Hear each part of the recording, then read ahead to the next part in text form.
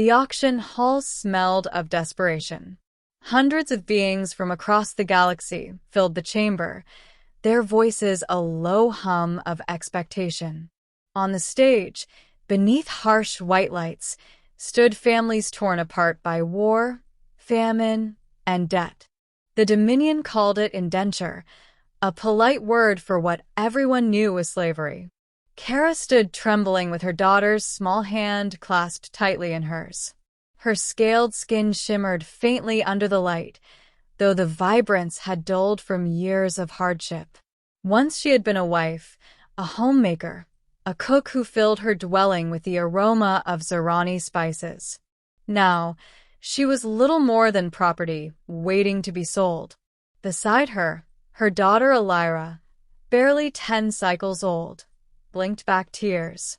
She had inherited her father's bright eyes, eyes that once lit their home with laughter. But her father was gone, lost in the cleansing wars, and Kara had struggled alone ever since. Lot 42, the auctioneer barked, his voice echoing through the chamber. Zerani female, skilled in domestic services, accompanied by minor offspring. Bidding begins at 500 credits. Silence. The crowd shifted, murmuring. No one wanted to buy a package deal. Children were a burden, extra mouths to feed.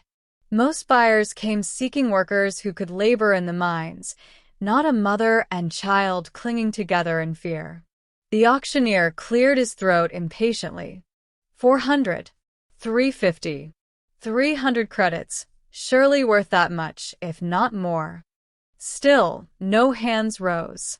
Kara's heart sank. If no one bid, she and Elira would be taken to the camps. No return, no survival. And then, in the heavy silence, Elira's voice rang out. "Please," she cried, her little voice cracking. She stepped forward, tugging her mother's hand. "Please, someone make a bid for my mom.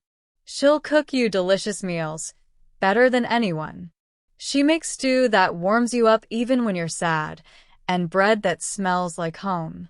Please. She's worth so much more than just credits. Please take her, take us." The hall quieted. Kara's throat tightened, tears spilling unbidden. "Elira, hush," she whispered, but the child's words had already flown like arrows into the silence. And then, a man rose from the back row. He was human. 200 credits, he said, his voice calm but firm. Heads turned. The room buzzed with surprise. Humans were still considered newcomers to the galactic stage, brash and reckless. Most species thought them fools for interfering where profit wasn't certain. The auctioneer blinked. 200, do I hear 250? No one answered. Why would they? A Zerani widow with a child was no prize. Sold, the auctioneer snapped. Lot 42 goes to the human. Kara's knees nearly gave out as the gavel fell. The man's name was Marcus Hale. He led them out of the auction hall with a steady stride, ignoring the whispers that followed. Kara kept her head low, clutching Elira's hand, waiting for the cruelty she had come to expect from masters. Instead, Marcus stopped outside beneath the harsh twin suns of the spaceport and turned to them. "You don't belong in a place like that," he said. His eyes, brown, steady, human, met Kara's without mockery. She bared her fangs reflexively. "Why?" Her voice was hoarse. "Why waste your credits on us?" Elira peered up hopefully. "Because Mama's cooking really is the best." To Kara's shock, Marcus chuckled. "I believe it." He nodded at them. "Come on. Let's get you somewhere safe." Safety was a small cargo ship, patched together with age and care. Marcus called it the Iron Song, though it hummed more like an old kettle than sang. Inside, the air smelled faintly of metal and engine grease, but to Kara it was freedom. "Make yourselves at home," Marcus said, gesturing to the spare quarters. Kara stood stiffly in the doorway. We are indentured. What do you require of us? Marcus looked at her as though she'd spoken madness. Require? Nothing. You're free. The word struck her like a blow. Free. Her spines bristled. You paid for us. We are yours. He shook his head. I paid so no one else could take you. That's all. You don't owe me a damn thing. Kara could not speak. Her throat was tight with disbelief, suspicion, hope. Elira, however, burst into tears and hugged Marcus's leg. Thank you, she cried. Days aboard the Iron Song became weeks. Marcus worked as a hauler, transporting goods between frontier colonies. The ship was old but reliable, and he handled it with the same quiet steadiness he gave to everything. Kara, out of habit more than obligation, began to cook. At first, simple meals, broths, roasted grains, stewed meats from preserved stores. But soon the galley filled with scents of Zerani spices, flavors that made even Marcus pause mid-task and inhale deeply. Elira wasn't lying, he said one evening, savoring a bowl of her stew. This could make a fortune on some colonies. Kara flushed. It is just food. No, he said, meeting her eyes.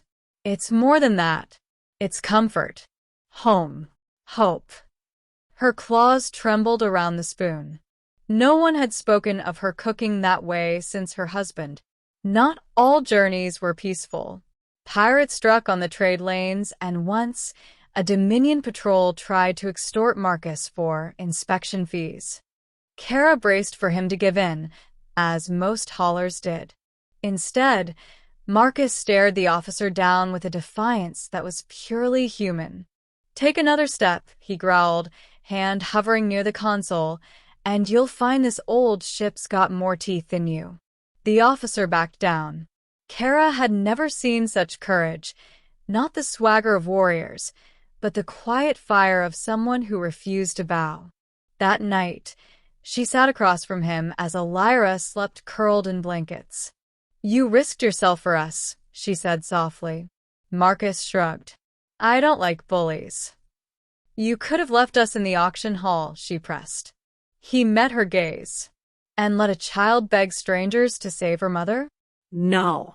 That's not how humans do things. Her heart ached. Could kindness truly be so simple? Months passed. The three of them became something like a family.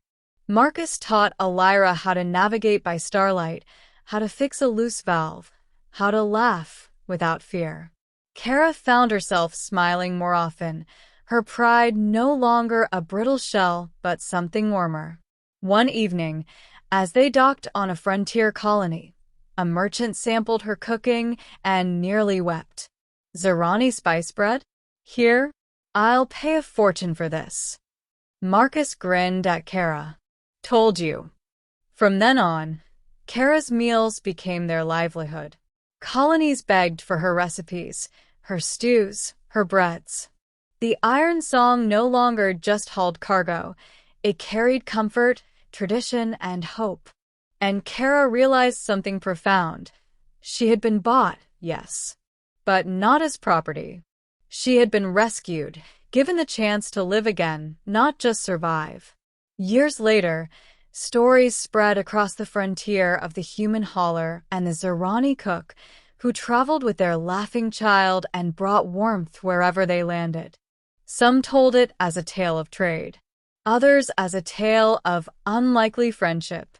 But those who knew the truth whispered it differently. A child's desperate cry for her mother had been answered, and a man's kindness had changed not just one fate, but three.